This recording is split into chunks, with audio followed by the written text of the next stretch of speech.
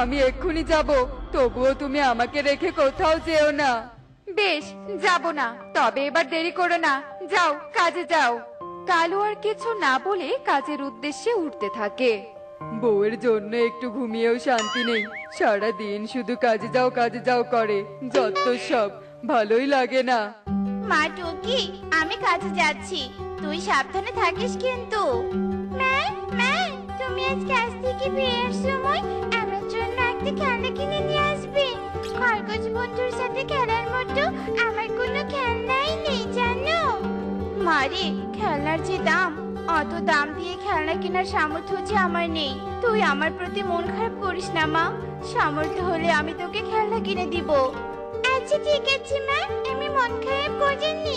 যাও, তুমি কাজে চলে যাও, আর রাস্তায় আমার খরগোশ বন্ধুর দেখা হলে আমার কাছে আসতে বলবে, কেমন? আচ্ছা ঠিক আছে রে মা। এই বলে টনি উঠতে থাকে। অন্যদিকে কালু ইগলের জমিতে কোদাল দিয়ে মাটি খনন করতে থাকে। কি কোদালে কিছু একটা লেগে শব্দ হলো মনে হলো, দেখি তো মাটির নিচে কি আছে। এই বলেই কালু কোদাল দিয়ে সেখানকার মাটি সরাতে থাকে। আর তখনই মাটির নিচ থেকে একটা মাটির হাঁড়ি বেরিয়ে আসে। কি